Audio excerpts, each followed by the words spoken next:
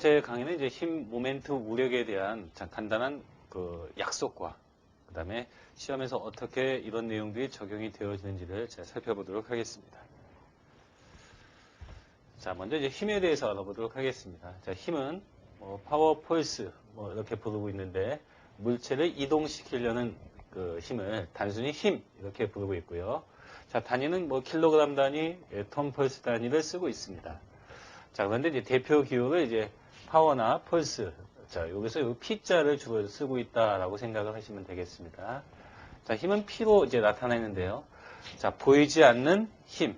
자, 힘이라는 게 눈에 보이지 않습니다. 따라서 눈에 보일 수 있도록 가시적으로 자, 화살표로 표현한다라고 보시면 되겠습니다.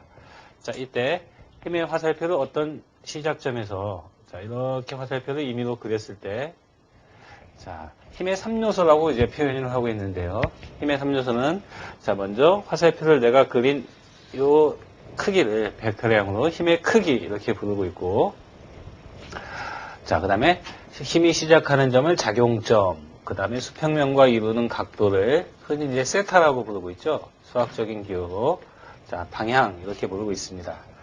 자, 따라서 크기, 방향, 작용점 자, 요 세 가지를 힘의 3요소 이렇게 부르고 있습니다.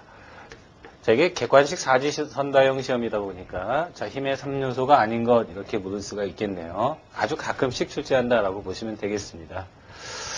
자, 그렇다면 이제 이 작용선 꼬리부터 머리를 무한대로 연장한 선이 있을 겁니다. 자, 이것을 작용선 이렇게 부르고 있습니다. 이 작용선은 힘의 3요소에 해당하는 것이 아니라 4요소에 해당이 된다라고 보시면 되겠고요. 자, 물체를 이동시키려는 힘과는 상관없이 물체를 회전시키는 모멘트, 즉 회전력을 계산할 때 아주 중요한 수단을 제공한다라고 보시면 되겠고요. 자, 이렇게 세 가지 요소로 표현한다라고만 간략히 내용을 정리해 두시면 되겠습니다. 자, 그렇다면 이제 이 역학이라는 학문이 자, 이 역학이라는 학문이 이제 잘 아시다시피 이제 힘에 관련된 학문이다 보니까 자, 약속을 해야 되는데 어떤 약속을 해야 되냐면 자, 방향, 디렉션, 방향에 대한 약속을 해야 됩니다. 이런 방향에 대한 약속. 자, 둘 중에 하나입니다. 플러스 방향이냐, 마이너스 방향이냐. 둘 중에 하나를 알면 하나는 반대 방향이다. 이렇게 생각을 해 두시면 되겠는데요.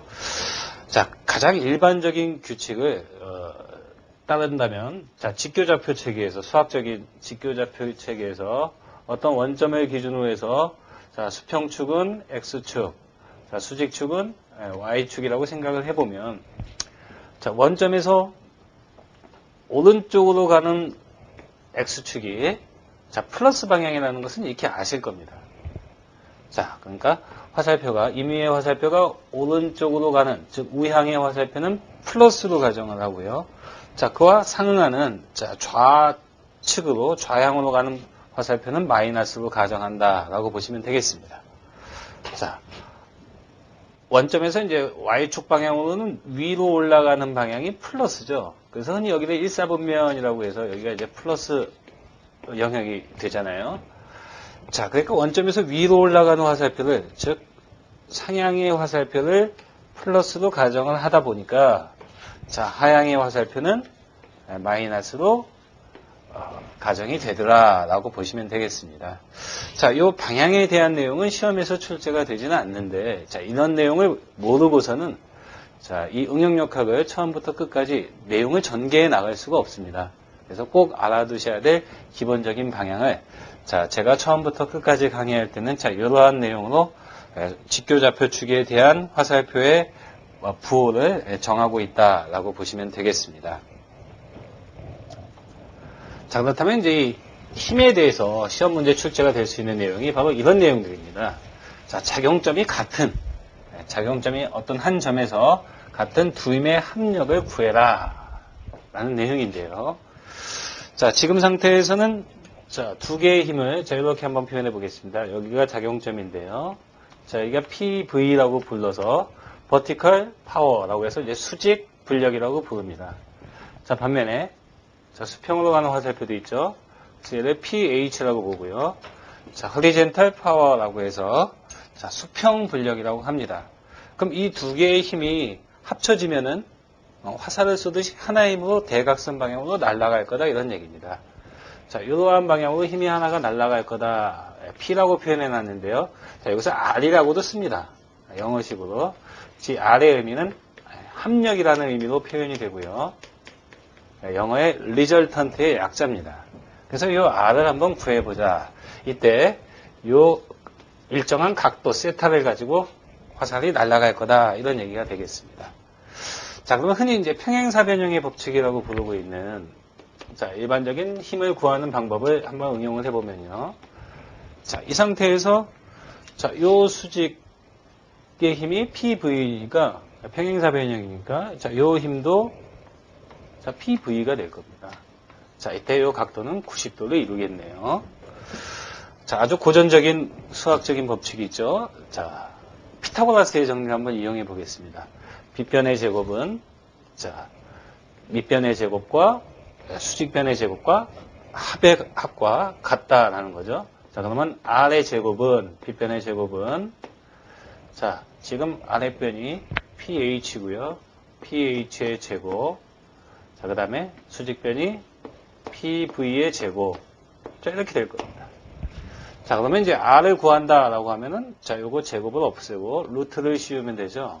원래 플러스 마이너스의 값이 나오지만 마이너스는 자, 물리적인 의미에서 수치적인 의미고 별 의미가 없기 때문에 자, 하나의 힘으로 이렇게 구해낼 수가 있다 이런 얘기입니다. 자, 이런 것은 뭐 중학교 정도 수준에서 수학에서 익히 알 수 있는 내용이죠. 네, 요거의 제곱은 이거 제곱 더하기 이거 제곱과 같다. 시험에서 거의 출제가 안 된다라고 보시면 되겠습니다.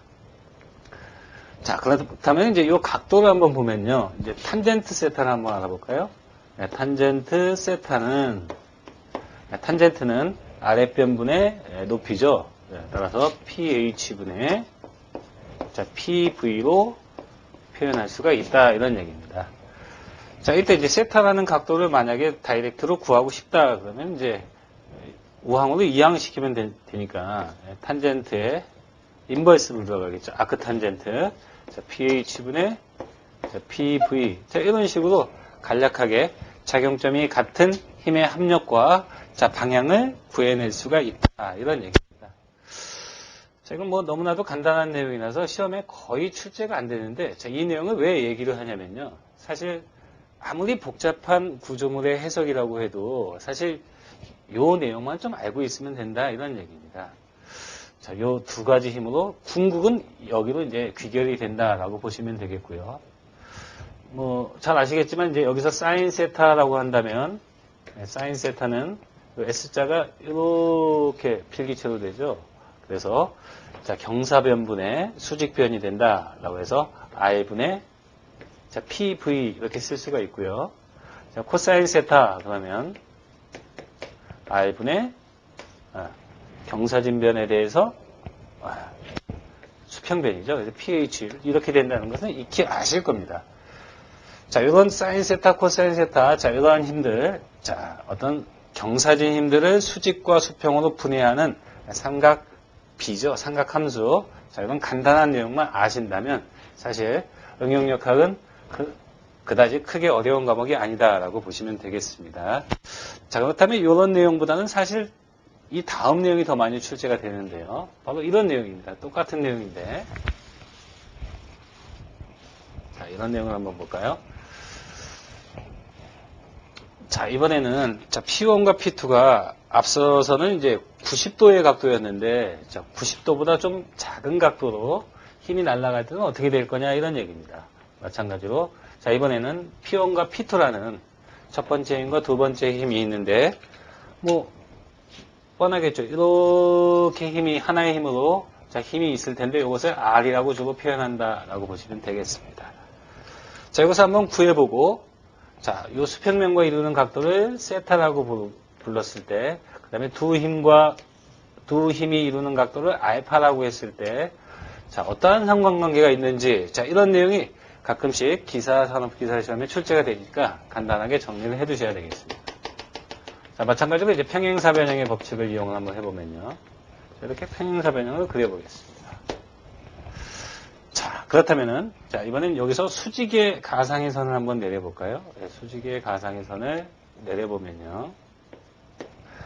자, 지금 이 힘이, 자, P2라고 해놨습니다. 자, 따라서 이 힘도 P2가 될 겁니다.